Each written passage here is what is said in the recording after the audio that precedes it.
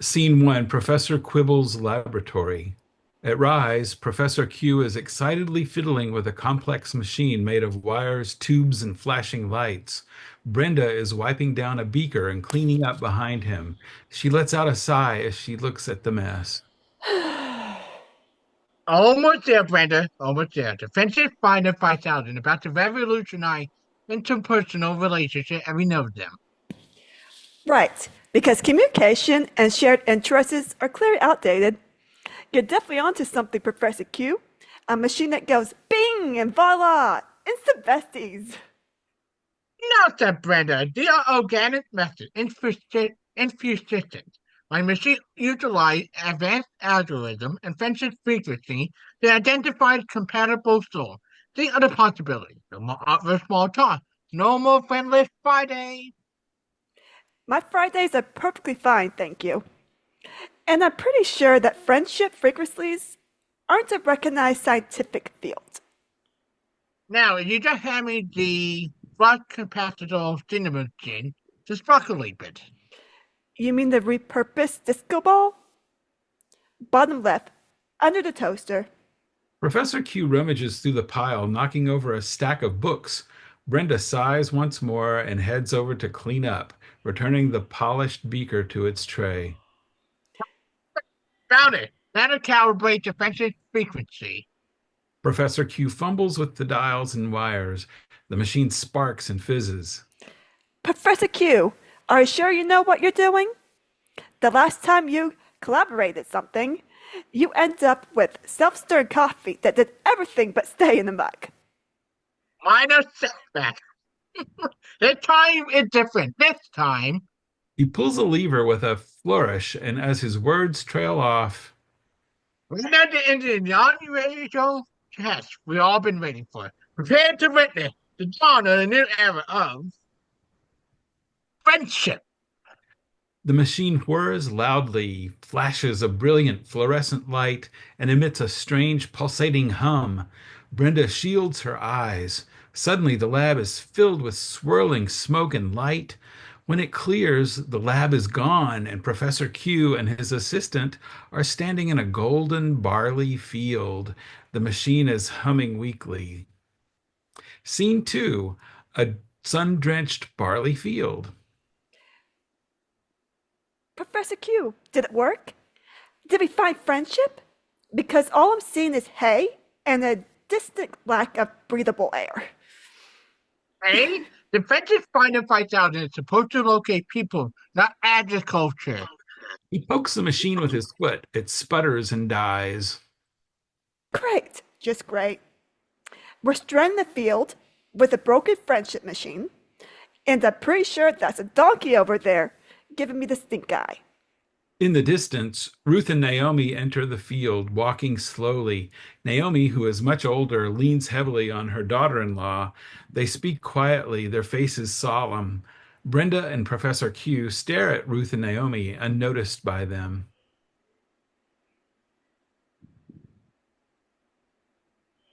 Professor Q, are we invisible?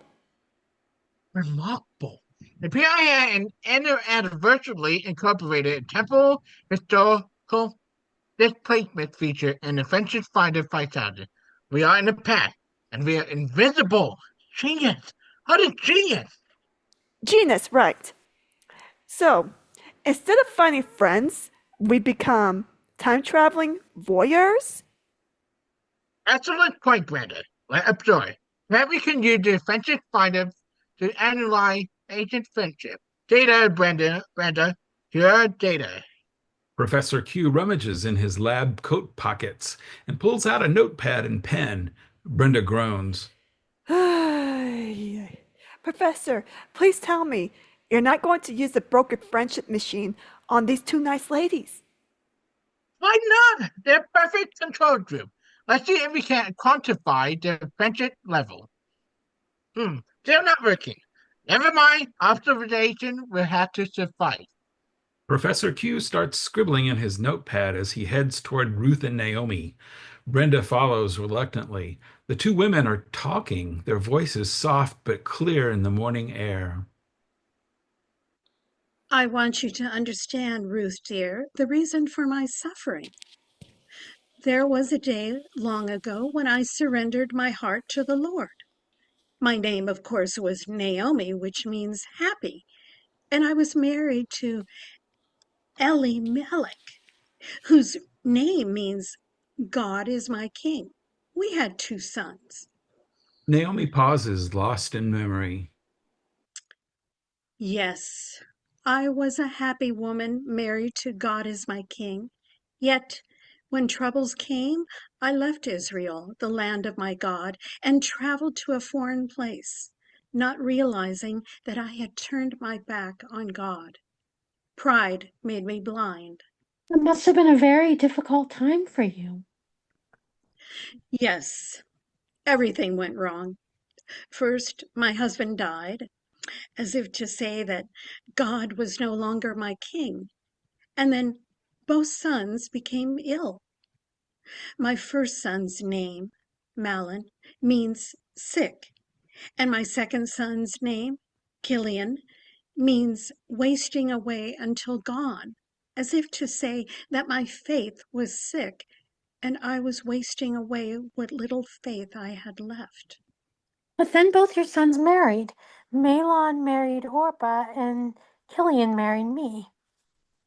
Yes, but if I had remained in Israel and truly trusted the Lord, I would have produced healthy fruit, not sickly. But even so, the Lord was helping me. When Malin married Orpah, it was a warning. Orpah means gazelle. I had turned my back and fled from the Lord like a swift gazelle. I see. My name means friendship. That must mean that God sent me to help you. Yes, but your name means more than just friendship. It means shepherd. God sent you to guide me back to him. You represent my faith. When Malin and Killian died, I finally realized that pride had turned me away from God and had destroyed my life. My pride was finally broken, and I was ready to leave Moab and head back to Israel, which of course is where we are today. Naomi pauses a moment and looks carefully at Ruth before continuing. Meanwhile, Professor Q is busy scribbling in his notepad, but Brenda is listening closely, strangely lured into the conversation. I tried to take you and Orpah back with me, but Orpah represents that part of me that runs away from God. So, of course, she returned to Moab while you and I returned to Israel. But now you're back. Everyone here is delighted to see you again. Surely the Lord will reward you for returning. If only it were so. But I'm not the same happy woman I was when I left here all those years ago. The Lord has punished me for disobedience. I understand that now. But now I'm just weary. I have no husband and no sons to care for me. I'm all alone and I have nothing. But you're not alone. God is with you. He will help you. And stop saying you have nothing when you're standing in the middle of a vast field heavy with grain. Surely it is harvest time. And if you had to suffer all those bad things before you turn back to the Lord, then maybe it was all worth it. Ruth opens her arms wide as if resolving to receive her harvest. Naomi looks up at the field ripe with grain and, for the first time, sees abundance instead of lack. Professor Q, oblivious to the moment, is fiddling with his glasses, but Brenda watches intently as waves of grain sway gently in the morning breeze. Why, you're right. It is harvest time, and I didn't even notice. Naomi, let me go to him who owns this bountiful field and see if I might glean from his harvest. Surely God will show us mercy. But of course, Ruth, my dear, may the Lord direct your steps and bless you richly. Return to me here this evening, and we will see what God will provide. With a warm hug, the two women part as Ruth hurries away to join the reapers.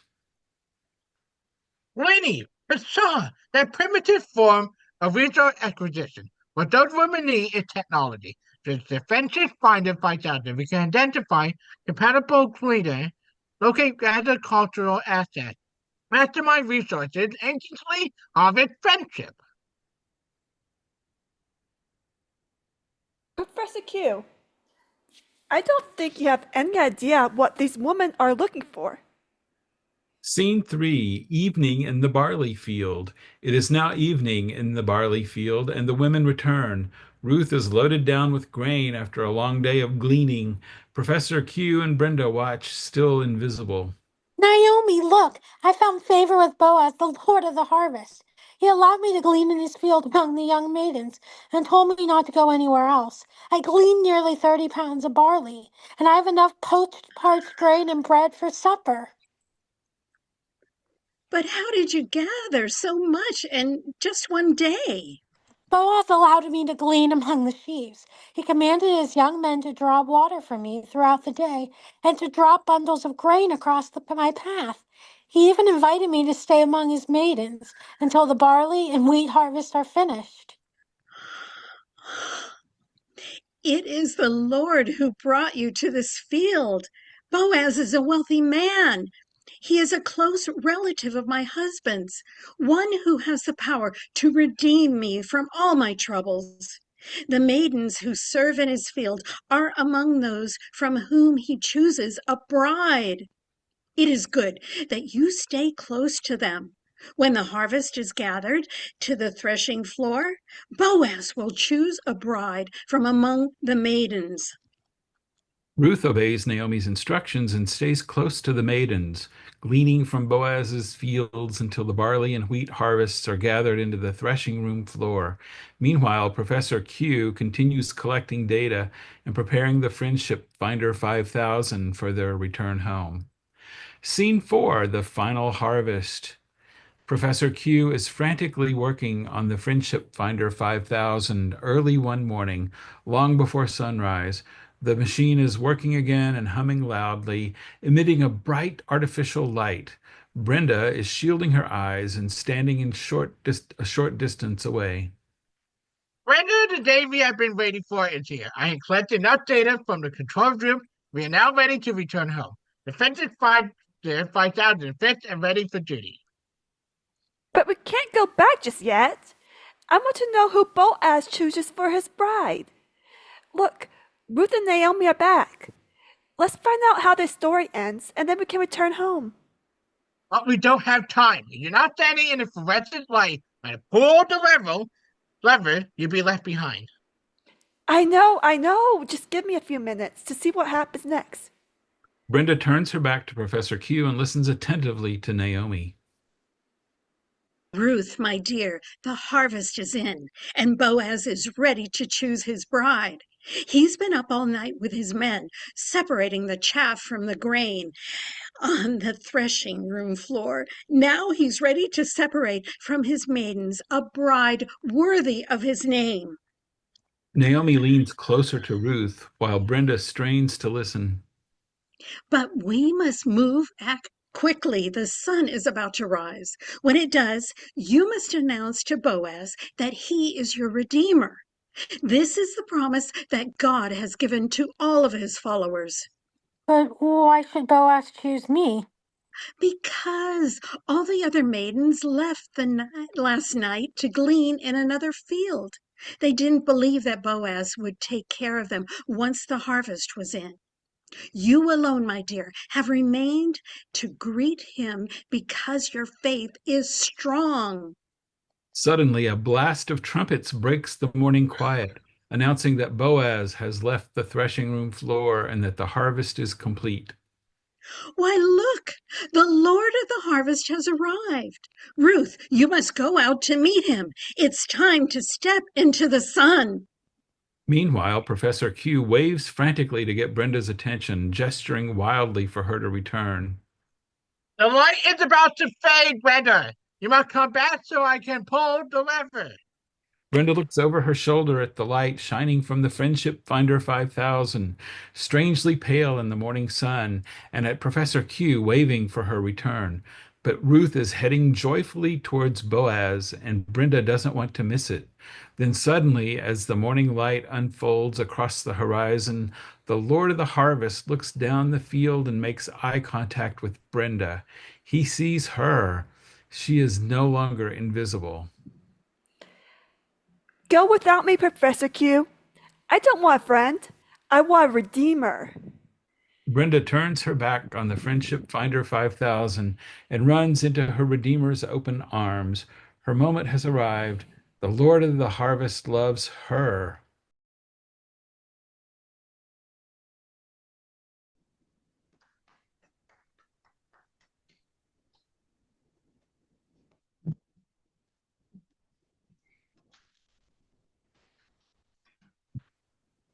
So, Maggie, it's a lot more easier for me to ask you this question if your piece had any kind of religious undertones or not. Yes, it did. It actually was based off of the Naomi and Ruth story in the Bible. Okay. It's not quite 100% an accurate time, but it's based off from it. Uh-huh. I use more modern language so you understand a little bit more of what the story was about. The whole story basically does represent with Ruth and Naomi. It's more than just friendship. It's them trying to find their walk and their walk of faith to find who God and Jesus are. Okay. And the Boaz represent Jesus at the end. They found him. Okay. He's a metaphor for Jesus finding Jesus. It can only get to God through Jesus. Okay. So that's what the metaphor with the Lord who's a redeemer then was God, and Boaz was Jesus, because you have to find Jesus, they have to find Boaz before they can get to God. Okay. I just felt sad for Ruth. She doesn't end up with Boaz. Your character does. That just seemed like she got cheated. Well, she did. They both did. They It both- was a little bit more focused on Brenda in the story. She's more the main character, how I made it. She wasn't in the actual Bible story. It was just a metaphor. But I kind of used her as a as to make an actual story out to make a story flow through. But she was the same way as what Ruth was. They both found Boaz. They both found Jesus, because anyone can find Jesus. Okay. It also the ideal of this machine, this friendship finder. I kept waiting for the reveal was Dr. Q saying, "Well, look, it found friends. These are two friends. That's what it found." But was that the intent or not? It was more than just friendship. He thought you only needed friendship, the physical friendship, which is not the spiritual friendship. Okay. And that's good to have friends, but it's more than just that. There's a whole representative of a metaphor for spiritual guidance. So she's found her spiritual guidance. She found Jesus, who led her to understand spiritual things and have a spiritual relationship with him, versus just a physical friendship. But she was more focused on just a physical friendship. So that's why he didn't see the Redeemer, but she did, because she was looking through spiritual eyes, but he was looking through more of like worldly type eyes. Okay. And your character Boaz, so I understand you kind of had to take him out. I guess there was an issue in there with the other actor or not. That's because we had somebody drop out. I didn't know if somebody could do it last minute. So, but yeah, so I just did a version without a minute. But yeah. So did the character of Boaz have more within your play, or was it worked out fine? Not. Yeah. Oh, sorry. It actually worked out fine because he had just a little bit of lines. It wasn't too many lines, so I just took that out. I was really just putting them so JC could have a part, but it wasn't really necessary. Yeah. Okay. And is your Dr. Q still here? I think everybody left who was in my group. Yeah, they all left. They couldn't stay. But if they're watching this, Brenda, Elizabeth, Trisha, Chris, and Jenna, you were awesome. Yay. Thank you for doing the play. I guess they took off. Did they know that we usually have conversations afterwards? Maybe. They do. They just couldn't stay. Okay. All right. All right. So did it work for you as you intended it, even without the Boaz character? I thought I did. I wasn't expecting to actually play it today, but I think it worked fine. Yeah. And that's not unusual for the writer to actually take on a part. I wasn't sure if that was allowed, so I was like, am Yeah, I allowed to do it? especially in this group. Yeah. Okay. Yeah, that was fun to play that part, so it was fun. I mean, I think for a writer, it's best not even to direct. It's best just to be watching and listening. But we have a limited core group, so a lot of times you have to do more than one thing in this group. Yeah. Yeah. Yeah. I actually found out too that I don't really have to direct as much because the cast pretty much does what they do. Yeah. So I just narrate the story basically. Yeah. All right. So that was easy to do that way. Yeah. Okay. Yeah, I mean, it And depends on the writing, right? I mean, if the yeah, it writing depends on is the type of good, story, I then you suppose. don't Yeah. need a lot of I did have to directing. explain the story a little bit more because some people didn't understand the spiritual message. But it's okay. We're not all spiritual people.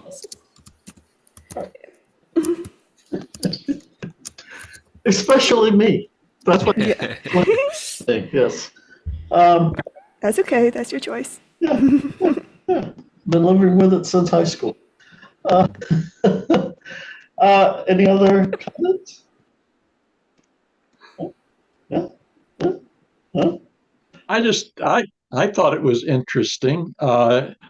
Obviously, you're a bit of a scriptural scholar, Maggie. You knew the meanings of everybody's name, and so forth. It was interesting to me, and I guess you'd have to do this because you wanted the time traveler to end up with Boaz instead of Ruth. But you left out this really, really interesting scene in which Ruth goes to Boaz in the middle of the night and lies down at his feet and spends the night there with him. And he gets up the next morning and goes and gets the girl. I guess that was a conscious choice on your part, right? Yeah, that part, and there was also a part where they did get married and they had a son, and Naomi ended up raising the son. They had that too, but I could only put so much in a 10-minute play. So I had to cut down some parts. That's just not an accurate telling. If you want to read this whole story, read the Bible and the Book of Ruth, you have the whole full version of it. But I could only put so much in a 10-minute play, and it was more inspired by the story than an actual retelling. So, yeah. So last month was like a prequel to Cinderella, used as kind of like as a metaphor for a Bible story, whereas this one seems to have been more directly the Bible story with something added to it to kind of, as a catalyst to push it on. So it was those two things a different way for you as a writer to approach the subject, or did you make specifically, okay, I want to try it this way first, and then I'm going to do it this way with this story? I just do whatever I feel. To me, I feel there's a spiritual message because I like to write a lot of spiritual type things. So I just look at like a story, I'm like, oh, if I can make a spiritual message, it's cool. It wasn't really specifically because it's from the Bible, or specifically it's from Cinderella or anything like that. It's just, yeah. But I look at like kind of like you look at a story and you don't see any spiritual message in it. But I look at a story and I see spiritual messages in it. I can see spiritual messages in just about any play or story because that's my perspective.